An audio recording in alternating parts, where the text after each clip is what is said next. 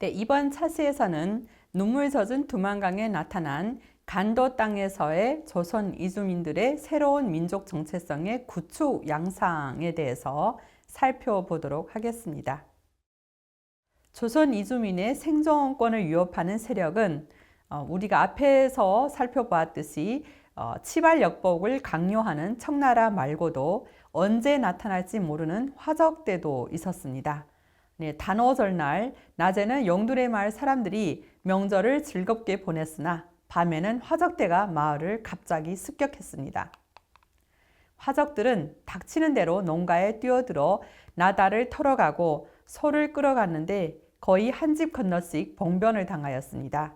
네, 그리고 여자 5명도 끌고 가면서 사흘 내로 은전 200량을 가져와서 인지를 찾아가라는 말도 남겼습니다. 이것이 간도 조선인 이주민들이 직면한 열악한 생존 환경이었습니다. 살아남기 위해 화적대의 횡포 앞에서 마을 사람들은 반항 한번 해보지 못하고 당하기만 합니다. 칠성이도 반항하는 아들의 손에서 도끼를 빼앗아 던지고 그를 고방으로 밀쳐 넣었습니다. 하지만 팔룡이가 정성껏 기른 황소는 분노를 터치었고 그 바람에 참혹한 죽음을 맞게 되었습니다. 황소의 죽음은 그대로 조선 이주민들의 처참한 생활 모습이라고 해도 과언이 아닐 것입니다. 생존권이 보장되지 못하고 언제든 생명을 위협받을 수 있는 조선인 이민 1세대가 직면한 생존 환경은 조선족 초기 이민사의 일부이자 민족의 공통된 슬픈 기억으로 남아 있습니다. 간도에는 박칠성과 같은 부지런하고 농사일에 연함이 없는 조선인 농민들 뿐만 아니라 만복이처럼 이곳저곳을 돌아다니며 생계를 도모하는 조선인 이주자들도 있었습니다. 만복은 1년 내내 집 밖을 떠돌아다니다가 추석과 청명절에나 돌아와 어머니 묘에 제를 올렸습니다. 그러나 아무리 힘들게 일해도 만복은 안정된 생활과 풍족한 재부를 얻지 못했습니다. 1899년 천보산 은광은 부패한 경영관리로 4개월째 노동자들의 임금을 지불하지 못했습니다. 길림장군 장수는 감옥까지 사설해 가족 채찍으로 노동자들을 내리쳤고 노동자들에게 안전시설이 없는 지하에서 하루 14시간씩 강제로 노역을 시켰습니다. 광산에서 일하던 만복 등 사람들은 참다 못해 천보산 은광 대폭동을 일으켰습니다. 소설에서 만복은 우연히 팔룡을 만나 그 대폭동 장면을 자랑스럽게 이야기했습니다. 박씨와 만복이는 광부들을 로군묘에 모아놓고 회의를 하고 나서 두 패로 갈리어 한 패는 만복이 거느리고 광산으로 돌입하였다. 갱을 파괴하고 도가니와 설비를 까부시었다. 서양식 영광로도 여지없이 파손되었다. 박씨가 거느리는 다른 한 패는 량한을 두드려 패고 량한의 저택과 정광재의 저택을 불살라 버리었다. 네, 만복은 말을 마치면서 감탄했습니다. 그땐 통쾌했지.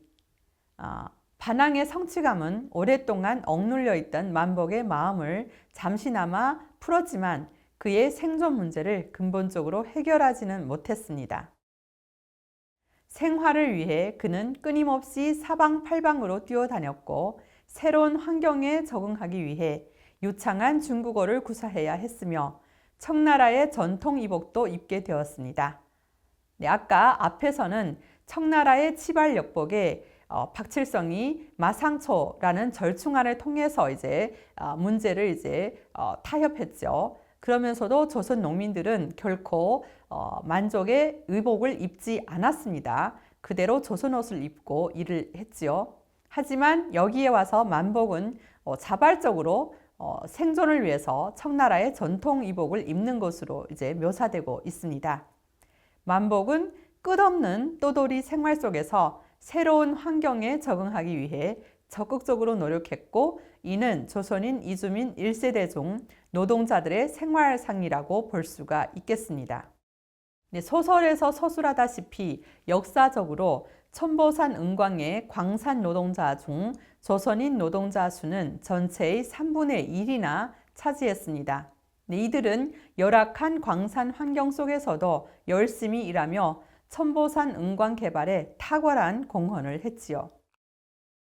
조선인 노동자들은 은광 관리자의 강압적인 태도에 반발하여 한족 등 다른 민족들과 함께 힘을 모아 격렬하게 저항했습니다. 천보산 은광 대폭동은 초기 조선인 이민 역사의 중요한 부분이며 조선인 이주민들이 중국 땅에서 새로운 생활을 시작하기 위해 다른 민족과 함께 억압에 저항했던 이정표이기도 했습니다. 최홍일은 농민 중심의 조선인 초기 이민사에 천보산 은광 대폭동이라는 역사적 사건을 개입시킴으로써 민족적 자부심과 낙천적이고 적극적이며 두려움 없이 강한 권력에 저항하는 민족 정신을 잘 보여주고 있습니다. 조선 이주민의 삶의 고충은 여기서 그치지 않습니다. 1907년 8월에 일본은 간도 귀속 미확정론을 빌미로 사이토 스에지로 등을 보내 용들의 마을에 파출소를 설치하고 도사장제를 기획 시행하면서 민족 분열, 분이지지, 즉 나누어 다스리다 라는 상투적인 수법을 써서 연변 침탈의 돌파구로 삼았습니다. 이때 간도의 조선인 이주민은 거의 10만 명으로 현지 인구의 5분의 4나 차지하게 되었습니다. 간도 인구의 상당수를 차지하고 있는 조선인 이주민들이 간도에 대한 일본 세력의 침투에 대해 지지하느냐, 반대하느냐, 혹은 중립을 지키느냐의 여부는 간도에서의 일본의 세력 확대에 중요한 영향력을 미쳤습니다.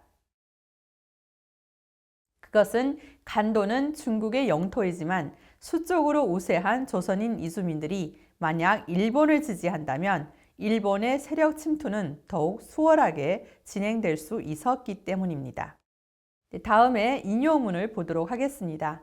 외놈들을 증오하는 심정은 누구나 일치했지만 구체적인 생각과 살법은 달랐다.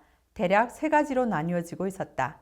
하늘이 무너져 내리는 한이 있더라도 외놈들과는 타협할 수 없다는 주장과 그들이 백성의 생명과 재산을 해치지만 않는다면 어쩔 필요가 없다는 주장이 두 견해로 갈라지고 중간에 대부분 사람들은 두고 보자는 생각들이었다. 천국과 일본이 싸울 듯한데 일본 놈들이 쫓겨나면 본래의 모양으로 되는 것이고 일본 놈들이 이기어 통치를 하게 되면 무슨 방법이 있느냐는 것이었다. 당시 용들의 마을 조선인 이주민의 구성은 매우 복잡했습니다. 개척패들인 팔룡이, 강서방, 윤삼이와 동학패의 오씨를 비롯한 세 사내, 그리고 최씨와 돌쇠 애비 등 기독교도 패들이 있었습니다. 일본의 중국 침탈에 대한 용들의 마을 주민들의 태도는 일치하지 않았지만 이때에 와서는 이미 아무도 모국으로, 즉 조선반도로 돌아가자고 주장하지는 않습니다. 그러니까 우리가 앞에서 잠깐 살펴봤던 치발역복 문제에 대항할 때와는 굉장히 다른 장면이 연출되고 있지요. 이는 모국인 조선이 일본의 보호국으로 전락되면서 돌아가더라도 일본의 세력하에 있을 것이기 때문이기도 했지만 무엇보다도 마을 사람들이 이미 간도 땅에 깊이 정들었고 이곳이 자기의 삶의 터전이며 이곳에 남아 그 삶의 터전을 지켜야 한다는 책임감이 싹트고 있었기 때문이었습니다. 그래서 일본인들이 조선인 농민과 한족 농민 간의 이전의 토지 갈등을 빌미로 다시 분쟁을 일으키려고 이간책을 꾸미면서 조선 간민 2명을 부추겨 일본 파출소에 고소장을 제출하도록 하였을 때 일본인들이 앞으로 청관청이나 청인들에게서 피해를 받은 일이 있으면 본 파출소에 신소해 주십시오. 그럼 본 파출소에서는 드팀없이 조선 사람의 이익을 수호해 나설 것입니다. 라고 구슬릴 때 마을의 지식인이자 지도자격인 장석주는 그 내막을 잘 모르는 조선인 이주민들에게 이 일은 청국관청을 통해 해결해야지 간도 파출소의 재판을 받아선 안 됩니다. 고 간곡하게 타이릅니다. 애국지사인 그는 일본이 조선 이주민 보호를 명분으로 간도 분쟁을 일으키고 중국의 내정 간섭을 통해 간도를 점령하려는 음험한 속셈을 가지고 있다는 것을 이미 간파하고 있었던 것입니다. 때문에 단순한 조선인 이주민들에게 일본의 음모를 폭로함으로써 문제점을 인식하게 하고 그들이 일본의 세력 침투에 이용당하지 않도록 하기 위해 다음과 같이 말했습니다. 며칠 전에 연집강에서 조선인 요지 인사들의 연의회가 모아졌습니다. 그 모임에서는 통감부 간도 파출소를 반대하고 조선 사람들은 청국 관청의 관할을 받지 일본 사람들의 보호는 받지 않겠다고 청원하기로 하였습니다. 동학페이 오씨가 일본인의 꼬임에 넘어가 청국 땅을 목자하든 어찌든 우리 조선 사람들과 무슨 상관이 있음둥 고 말하자 장석수는 호되게 꾸짖습니다. 인용문을 보도록 하겠습니다. 청국 관청에서 조선인들을 박해해온 건 사실입니다. 그렇다고 외놈들과 손을 잡을 수는 없습니다. 청국 관청과 협력하여 외놈들을 이 땅에서 몰아내는 게 현명한 처사입니다. 이 제안은 곧 용두레 마을 사람들 대다수의 동의를 얻었습니다. 소설에 등장한 장석준과 같은 애국 지식인들의 노력으로 간도에 살고 있는 조선인 이주민 대부분은 일본의 침략적인 야심을 꿰뚫어 보게 되었고 향후 역사적 전개에 있어서 간도는 한국인의 독립운동 기지로 활용되었습니다. 국가 정체성은 실질적으로는 한 민족이 자신의 국민 신분을 확인하고 자신의 민족적 신분을 자발적으로 국가에 귀속시키며 국가의 주권과 민족의 이익을 수호하는 주체의 의식입니다. 사람들은 자신의 정치적 소속을 확인해야만 국가에 관심을 갖고 국가가 침해될 때 스스로 나설 것입니다. 물론 이민 초기 조선인 이주민들이 청나라와 함께 일본의 간도 침략 음모에 저항하는 길을 택한 것은 아직 청국인, 즉 중국 국민으로서의 국가 정체성을 지키기 위한 것이 아닌 반일, 즉 스스로 자신들을 구하는 자구책의 일환이었습니다. 다시 말해 일본은 중국인과 조선인 이주민들에게 공동의 적이었던 셈입니다. 모국인 조선에 대한 강제 침탈 때문에 조선인 이주민들은 일본을 적으로 인식하였고 외적에 맞서 싸운 이 역사적 기억은 조선인 이주민들과 현지 중국인들 간의 상호 융합을 촉진시켰으며 이후 중국 조선족이 중국 국민으로서의 정체성과 민족적 자긍심을 확립하는 정서적 바탕의 하나가 된 것은 모두들 알고 있는 사실일 것입니다. 우리가 앞서서 혁명서사를 얘기할 때도 이 부분은 굉장히 상세히 이야기를 한 적이 있죠. 이처럼 조선인 이주민들이 모국을 떠나 중국으로 이민을 간 이주사는 중국 조선족 특유의 역사의 출발점이며 중국 조선족이 모태에서 벗어나 독립하는 첫 걸음이라고 볼 수가 있습니다. 새로운 이주지인 간도에서 뿌리 내리기 위해 조선인 이주민들은 온갖 시련과 투쟁을 겪었습니다.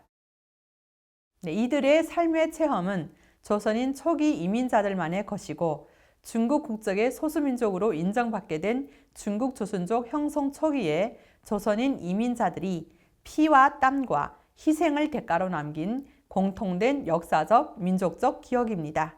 이 기억은 모국과 이민국과는 다른 중국 조선족 특유의 집단적 기억이라고 할 수가 있겠습니다. 이때로부터 지역적, 시간적, 정서적으로 동질성을 갖고 있는 공동체로서 조선인 이주민들은 일상생활에서 타민족과 교류하고 새로운 환경에 적응하는 방식을 통해 비교적 안정적인 중국 조선족 특유의 집단 기억을 점차 구축해 나갔습니다. 이러한 중국 조선족 특유의 집단 기억은 정보 조절과 규범적 기능을 발휘하고 그 집단을 높은 수준의 자기 조절과 자기 완성 능력을 갖춘 구조적인 공동체로 만들며 새로운 정체성 구축에 기여하게 된 것입니다. 이번 차시에서는 눈물 젖은 두만강에 나타난 간도 땅에서의 조선인 이주민들의 새로운 민족 정체성의 구축 양상에 대해서 살펴보았습니다. 네, 다음 차세에서는 눈물 젖은 두만강에 나타난 전통의 보존과 혁신을 통한 조선족 공동체의 요지에 대해서 살펴보도록 하겠습니다.